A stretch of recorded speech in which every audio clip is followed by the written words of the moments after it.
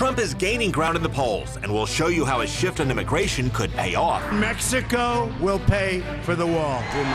Or cost him. It's a terrible trap for Republicans, and Trump played into it. Plus, with Clinton and Trump both playing race card politics, we'll examine racial tensions and challenges for police. There's black, there's white, and then there's blue. And you tell anybody that wears blue is white? We'll also show how young voters could swing Florida and what they're thinking. The two candidates are not exactly the best, but it's like the lesser of two evils. And in tonight's humor segment, Charley Belcher is back to read through our mail. They have sat on their... Oh, that, you can't say that. No. See how you're assisting me? Yeah. This is Money, Power, and Politics. Well, tonight we have good news and bad news for Donald Trump. We'll start with the good news for Trump. He clearly won the news cycle this week. He showed how he can talk tough on Mexico, then stand by its leader and commit to working together. He has also gained some ground in the polls and may gain more ground after dominating the news this week with a successful foreign trip. But here's the bad news for Trump. He's also zigzagged along the way, and that could cost him down the road. Well, where's the softening? Oh, there's softening. I don't think it's a softening. I think it's... But 11 million people are no longer going to be deported. I've had people say it's a hardening, actually. Well, Trump called for mass deportation of all, then suggested some could pay back taxes and stay. Then he gave a red meat speech. And last night, Ann Coulter tweeted, "Wow, this does not sound like softening. Go Trump."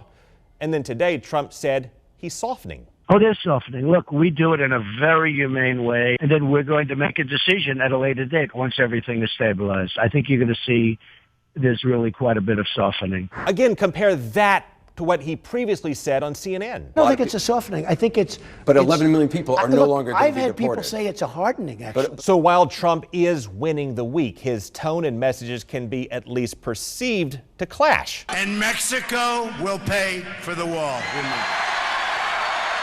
We didn't discuss payment of the wall. We have at least 11 million people in this country that came in illegally. They will go out. And there certainly can be a softening because we're not looking to hurt people. They'll pay back taxes, but we work with them. And that's where Democrats can try to pick him apart down the road, just as they did with Romney. Those 12 million who've come here illegally should be given the opportunity to sign up to stay here. They should be given no special pathway to citizenship or permanent residency. Should be able to sign up for permanent residency. They should not be allowed to stay in this country. So Trump should anticipate that line of attack from the Clinton camp, and his stock may turn on how well he responds.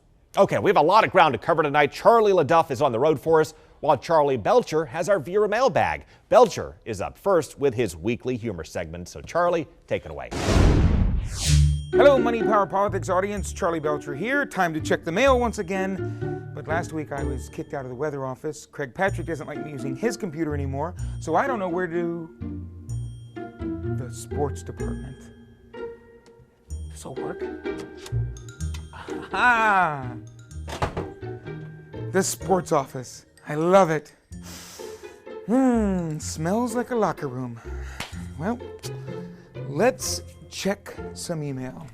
What are you doing here? Hey, Marissa Lynn! Yeah. What are you doing here? What do you mean, what am I doing here? What are you doing in the sports office? I work here. In the sports office? Yeah. Oh, I thought you were a correspondent for Money, Power, Politics. What are you talking about? Oh. That's my side job. Oh, I know. You're Fox 13 Sports.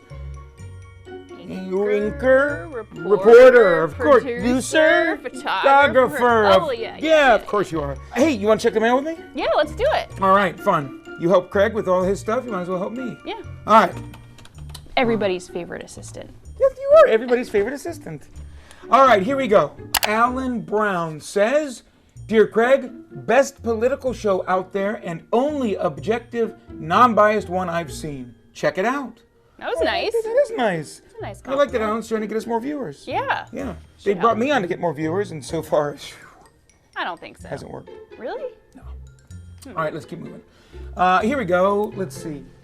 Elaine. Oh, Elaine has written us an email talking about the failure of Congress to act as Zika has spread through Florida. Right. She says they are overworked, question mark, question mark. They have sat on their... Oh, that, you can't say that. No, no. Yeah. See how you're assisting me? Yeah, Thank you. Don't say that. They have sat on their backsides and done nothing that deserves a raise! Exclamation point, exclamation point. Ooh. Perhaps it is time to put people in office who actually will work for the country. Besides, they are getting plenty of money from lobbyists and others, so they do not need more from the taxpayers who do work.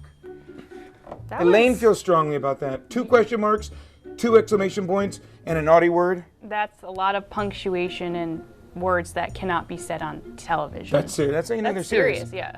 I'm not, believe me, I've checked plenty of mail. That's how you know it's serious. Yeah. All right, let's move on. Marissa, look at this. Hey, they stole my name. Yeah, but it's a Marissa, not a Marissa. Okay, that's fine. You're a Marissa. Yeah, I'm a Right, Marissa. that's a Marissa. Marissa says, I don't get how people say Money, Power, Politics is biased. He's actually the only fair political person on TV these days. That's another nice one. Yes, Craig, if he hasn't offended you yet, he'll get to you. He's an equal opportunity offender. Sometimes he'll ruffle the feathers of the right, sometimes he'll ruffle the feathers of the left. Didn't we do a Judge Marissa on that one time? We did. So, Mr. Patrick, what side does your show take? No, our show takes no side. We're an equal opportunity harasser. So you harass people? What is wrong with you? That's where I've seen you, on Judge Marissa. Oh, yeah. Yes. I love that segment. Oh, speaking of that, look at this. Here is a comment about the Judge Marissa segment. Leon says, tonight I find myself on the fence. I really can't say anymore. I wonder what he's referring to. Oh, our last debate? The last debate in court. The last one that aired. Yeah, that was... Which I don't remember which one that was. But it left Leon on the fence. All right. We did something well then. Kelly says, I agree with Judge Marissa. Yes! And Charlie's use of Colonel Nathan R. Jessup, a.k.a. Jack Nicholson's line in A Few Good Men, when I said, Craig, you can't handle the truth. That was a good one. That was my favorite part. I think you won that battle. I think I did. Yeah. And Kelly agrees. Let's get back to the mail.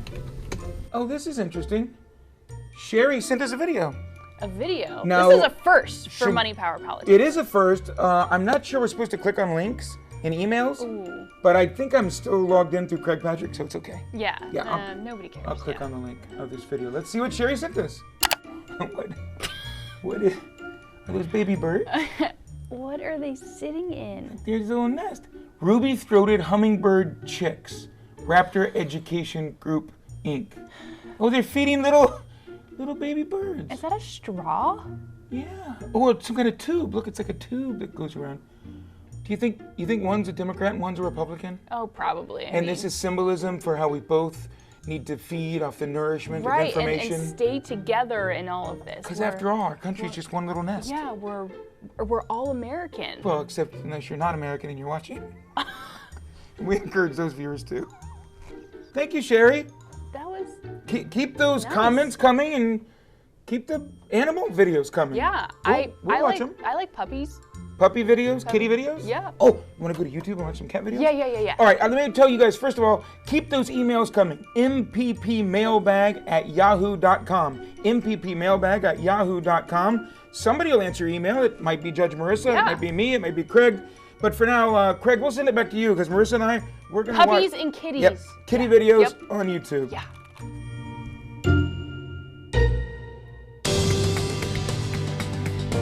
Coming up, see how young voters may swing the race to the White House. And Pulitzer Prize-winning journalist Charley LeDuff is on the road with some frank talk about race and law and order.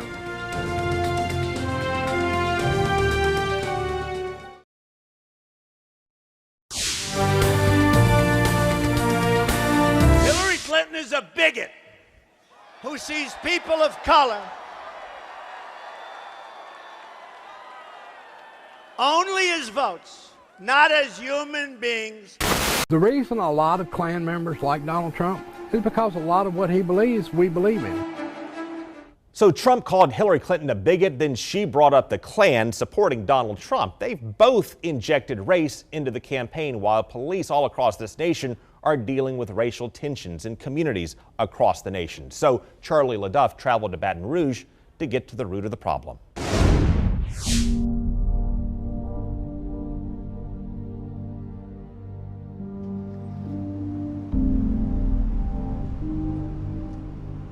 Baton Rouge, Louisiana. The media and protesters are gone now, the city on a slow boil. Another black man dead at the hands of police. Then 3 police murdered, 1 black. An apparent revenge killing. It's been 2 years since the shooting death of Michael Brown forced the nation to consider the relationship between its black men and its police. And since Ferguson, Missouri, things seem to have spun backwards in America. This is a Fox News Alert. You're looking live there in Baltimore. A situation that is developing. Violent protests tonight following the funeral for an African-American man who died. More chaos on the streets of Dallas. It is unclear what is happening. There is no doubt whatsoever that these officers were intentionally targeted and assassinated.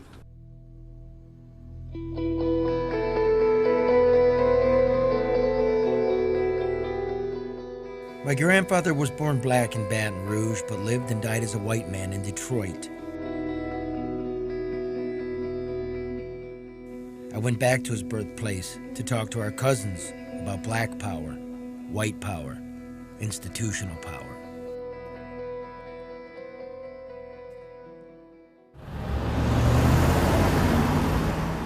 Do you feel badly that you trusted to call the police? Yeah, I did. I do.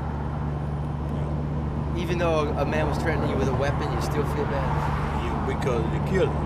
And I trusted the police department to try to handle that in a mannerable way, not just take a life. You think you're getting peace officers that come, not gang members. You know what I mean? You don't want them to act like a bunch of thugs. You know, they're supposed to be professional. And if they're afraid, they shouldn't take the job. Officer Jackson perished there. You knew him. I knew everybody involved. I hired Montreal. I think law enforcement at some point has to have the right to defend himself. I didn't hire Montreal to die back here. I hired him because he cared about this community. I didn't hire him to be sacrificed behind some building on a Sunday morning. I can't say it's worse now, simply because back then, man, none of them were small enough.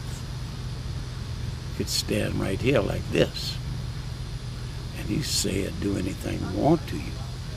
You better not open your mouth. That's why I still hate the police. Police ain't no hero of mine. Police is my enemy. I'll tell that to anyone. Chief of Police Baton Rouge for? 6 years. And how long did you serve? Right at 30. 30? 29 and something. Here in Baton Rouge? Right here, all here. When you're at work, are you black or are you blue? You're somewhere in the middle. There's black, there's white, and then there's blue. And you tell anybody that wears blue is white? They're blue. Anybody that wears blue is blue. And they're all together. And it doesn't matter, they can break the law, they all gonna cover one another. In San Diego, I was stopped for walking down the street 4 times in less than an hour to be carded. You know, to be, hey, where's your ID? What? Let me see your papers. Is this Germany all of a sudden? You know what I mean? It seems there's less and less freedom for men of color. You saw the pictures. Somebody was happened to be there with a camera and took the picture. Why they shot that man? He was kneeling on this man's arm. The other cop was on the other side. Why did he shoot him? The chief of police here is our cousin. Yeah. A black man. LeDuff. Yeah, LeDuff. So I grew up in Irvinville with all those LeDuffs that's over there. And what would you say to those LeDuffs that don't like you because you're a cop? I think my LeDuffs know what kind of man I am. Because I didn't say the kind of man you are, I said the cop. But you can't, I don't have any family mad at me. I know him. I knew his dad. He died some 30 years ago. And I knew his dad as a kid.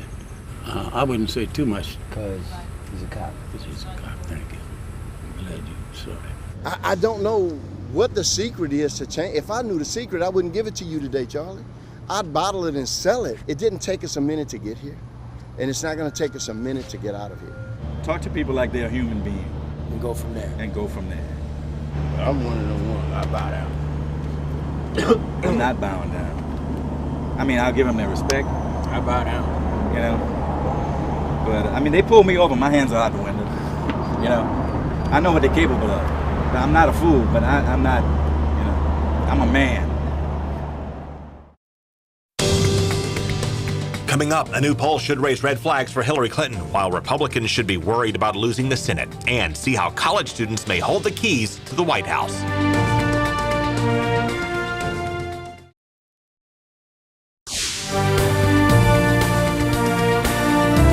Well, this year, young voters still in school could swing the race to the White House. So David Lee Miller shows us where they line up. College students could be the deciding factor in the upcoming presidential election. The youth vote could play a big role in 10 states, including hard-fought Pennsylvania, Ohio, and Florida. In key battleground states, there are more than enough college students to determine who wins. Uncertain is how many students will go to the polls. Enthusiasm on many campuses has waned without Bernie Sanders in the race. The two candidates are not exactly the best, but it's like the lesser of two evils. A group called Students for Trump says it has 150 chapters across the country. Among its goals, winning over former Sanders supporters. Rival College Democrats of America says it is on more than 600 campuses nationwide, knocking on doors, trying to register voters and focusing on issues like debt-free college. A recent online survey by directtextbook.com found that 90% of students said a candidate's position on school debt will influence their vote. Helping out loans, like student debt and loans, coming out of school, that's more important for me. I don't want to be defaulting on my student loans when I'm graduating college if I can't find a job right away, so that's my biggest concern right now. Even students who want to vote often face obstacles casting a ballot. Each state has its own rules regarding voter identification and the use of student IDs.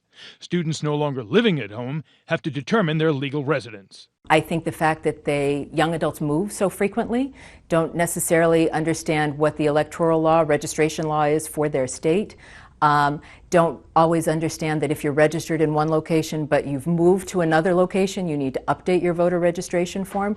In 2008, we saw a big spike in young voters 18 to 24. 49% turned out to elect President Obama. But 4 years ago, that young voter turnout dropped to 41%.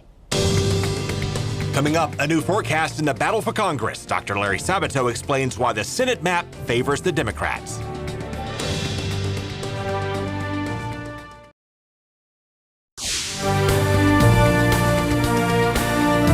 Well, the battle for the U.S. Senate currently favors the Democrats because they only have to defend 10 seats while Republicans have to defend 24. And the Democrats only have to flip 4 or 5 seats to take over the chamber. Republicans who were elected in 2010, some of them are from Democratic-leaning states. So you come to a presidential election, you have a much bigger turnout. That turnout tends to be disproportionately Democratic. Boom, you got a problem. And Hillary Clinton also has a problem in the new USA Today poll. She leads Trump in that survey, but 54% say she has conflict of interest issues with the Clinton Foundation, which leaves her vulnerable, and that's something that we will explore tomorrow night. Thank you for watching.